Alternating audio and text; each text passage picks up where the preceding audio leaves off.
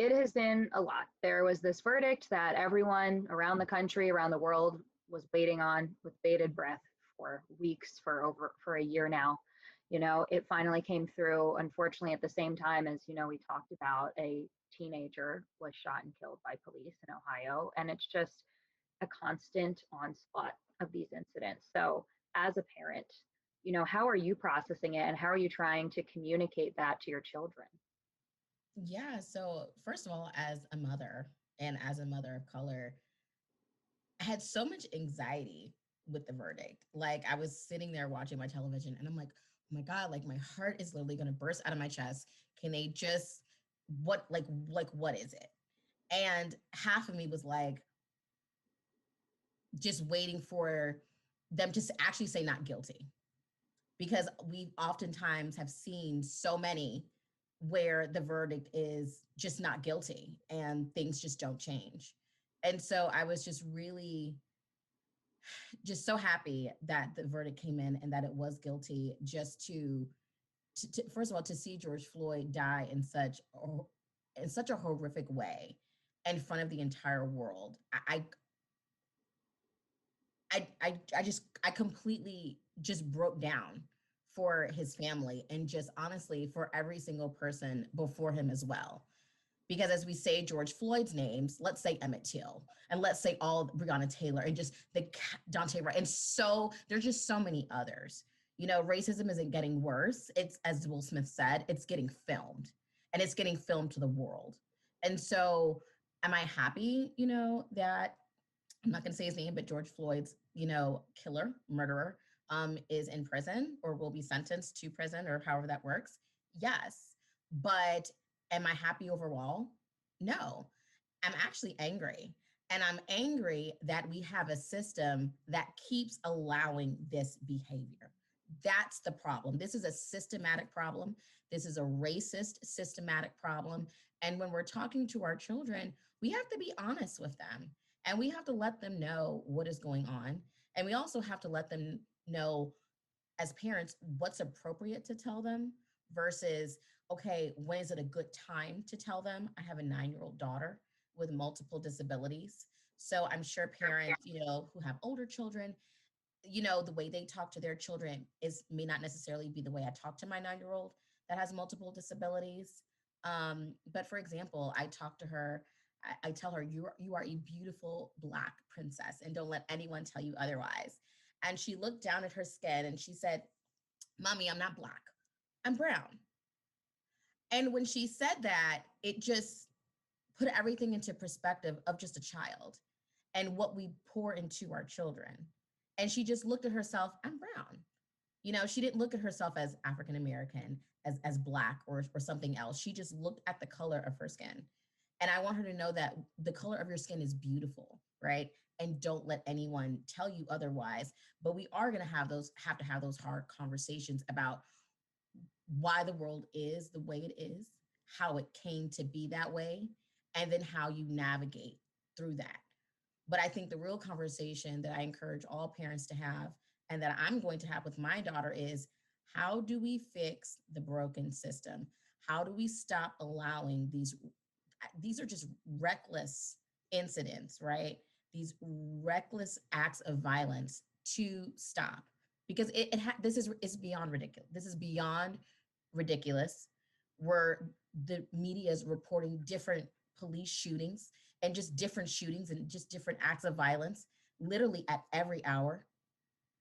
And we have to figure out, okay, what is the root cause of the problem? Well, we know it's systematic racism, but in our own community, what do we do as a community? How are we a village around our kids? How do we make sure that our kids are safe, that you can walk down the street safe, you can drive your car safe, you can play at the playground safe? How about going to school, when, of course, back to in person, walking to school safe? you know Samir Rice, I believe, wasn't he playing outside? How do you play outside safe? These are real conversations that we have to have. And not only do families of color need to have these conversations, every single family needs to have these conversations, because it can't just be people of color fighting this fight. No, we need everybody fighting this fight. If you're an American citizen, then we need you fighting this fight, because the system needs to be literally dismantled, and we need to honestly start over. Yeah, I know. It's it seems like such a behemoth task, but you know, if no one tries and if everyone doesn't try together, it's certainly not going to get anywhere. Exactly. We have to find that common ground, and you have to take the system piece by piece, bit by bit, and to break it down. That starts from your local community, that your elected officials, voting, funding, taxes, housing, education, retail. It's it's all of it in your household, state, county, state, local, city, federal. It all has to work together for us to actually get change. And if we don't work together to get change, then it's not going to work. And when we're talking about helping children process all of this, I mean, another element of it is that these images, these videos and pictures are just all over the place. It's And it's, that's, it's recycling trauma. It's yeah, it's it's traumatic. And then I'm sure that, when, first of all, when because social media, it's out there, so children are looking at these images, and can you just imagine, is this going to be me? Like, what's is this going to be my friends? Like what's happening? um or basic, mommy, why can't I go outside and play? And it's like literally trying to explain to them, okay, unfortunately, this is how the world is. This is what we would like to see, but it's going to take action from everybody to get there. But to just, you have to be honest with your children. And honesty, again, may look different with my daughter versus if she's, 16 or 17. It's going to look different. Then it's going to be conversations. I want to make sure you're safe, and I want to make sure you come home at night. I want to make sure if you're going to the movies that you come back to me safe. If you're going to hang out with friends, I want you to come back to me safe. If she's 18 and driving and you get pulled over by the police, I want you to come back to me safe. The way I sent you into the world is the way I want you to come back to me. And those are the conversations that families are having. The conversation to ensure that your child comes back home alive. hmm. Has your daughter asked you about any of this? So she's 9, and not really, because of her, just because of her different disabilities. Cognitively, sometimes she may be on this just an age of a 7-year-old. And I don't really show her these images at all. And I have a lot of parental controls on what she watches on social media, um, because I want to be able to explain it. I don't want her looking at something on YouTube or looking at something on the news and by herself, and I'm not there to explain what's going on. But when we are watching the news, she will say sometimes, well, mommy, why is this happening? Or why is it yellow? She'll say, mommy, why is it yellow tape? Mommy, there's so many police around yellow tape. Like, what's happening? Why? Mommy, who's that little boy on the screen? What happened? And so when she's asking those questions, and I'm just like, whew, how do I explain this to her? I'm honest with her.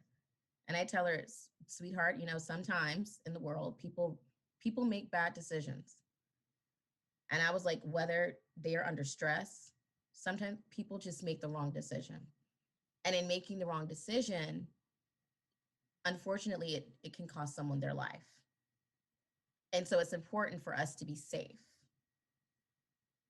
And then she'll look at me and go, okay, mommy wants me to be safe. Yes, I want you to be safe. And that's usually kind of how like she ends it. And then she kind of goes off and watch PJ Masks or something. But just in those moments where she is asking, well, I don't understand what's going on, it's just letting her know in a way that she can understand, there are people that just make bad decisions. I mean, that's the truth. Some people they're making bad decisions, and it has cost someone their life. But the bigger problem is when folks are making those bad decisions, who is holding them accountable for making those bad decisions? And who is holding those in power and elected officials, who is holding them accountable for the decisions that are being made on behalf of the government? Yeah, I know. And to your point, about dismantling the system and rebuilding it, I mean, that's a whole other element of this. When I Yeah, was out at, some of these demonstrations and protests, you'd see parents bring their children here and say that they wanted them to get involved early and show that they can make a difference. I mean, yeah, that's got to be another element of this too, besides just processing the horrible things that have right. happened. How do you teach your children how to start making a difference? Yeah. So I remember, and going back to George Floyd, I remember um, when the protest came and the mayor had um, revealed Black Lives Matter Plaza and the amount of protests that happened that came down, in George Floyd's honor. I really wanted to take my daughter so badly, but that was at the height of COVID, and my daughter has chronic lung disease, and so I felt so sad and that I could not take her to see like this is to see so many different cultures at one time. This is what we want to see. This is the America that we want to see together. This is the melting pot of people coming together to show that this injustice and the injustices that keep happening are no longer allowed, and we're not going to tolerate it. And so what we did was I went to Michael's, got some arts and crafts, and we painted and I kind of brought it back to I'm in Ward 8 in our Ward 8 community, and we painted about how Black Lives Matter, and we painted our Ward 8 schools matter, Black education matters, and then what we did was to show our unification. We went to the different public schools around. We took pictures of our signs out by Blue. We took our pictures out by Hart Elementary and by Simon Elementary. So I was like, oh, this is gonna be so cool. I'm like, we have like a middle school, we have elementary school, we have a high school. We may not be able to be there down at Black Lives Matter Plaza, but we are going to show our united support, not only for George Floyd, but for the Black lives currently in our community. Because not only are we going to fight for George Floyd, we have to fight for the Black lives currently here in Ward 8. And there has been far too many incidents involving children in our own backyard here too. Absolutely. It's just it's been really just devastating to see the amount of parents that are burying their children. And we as a community really have to come together and to really figure out a way to how do we stop it? How do we decrease it? And I know COVID isn't helping at all. It's exasperated a lot of issues because there are not a lot of physical activities that can happen at one time due to the pandemic, but just to be hopeful and prayerful that we have got to teach our children the value of self-worth and what that looks like in your community and how that translates to everyone in your community, and to really teach them about valuing differences, because a lot of the times that's what it boils down to. It could be a skin color difference. It could be the way you process things differently. If you have a disability, if you come from a certain neighborhood, class, sex, all of those different things. And we have to teach our children to value that and that differences are okay.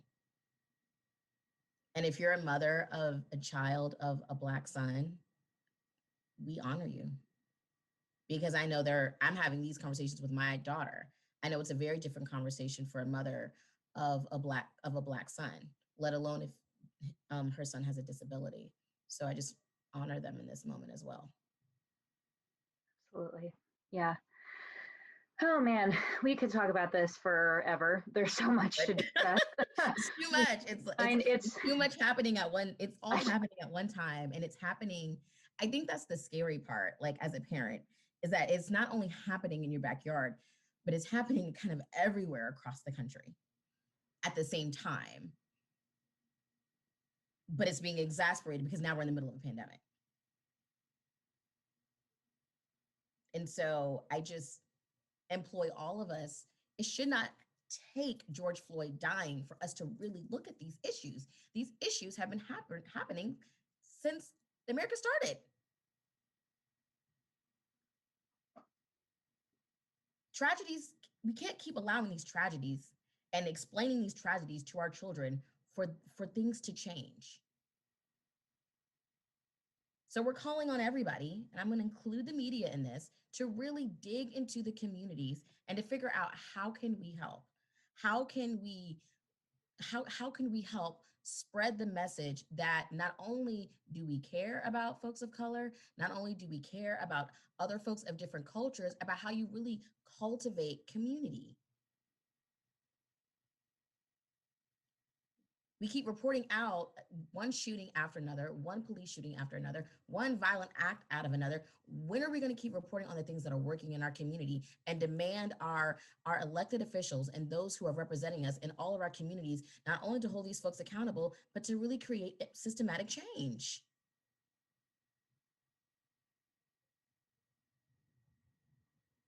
It's been time. And I have another question. How many folks have died after George Floyd? way too many.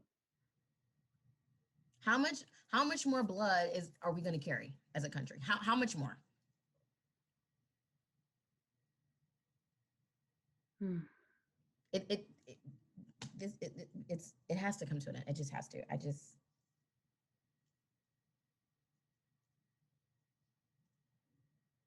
just has to stop. All of it. It just something has to be done on every single level in this country and in our community. Something just has to be done because this is just it's just traumatic experience after traumatic experience, and it's like how are we going to recover from the trauma?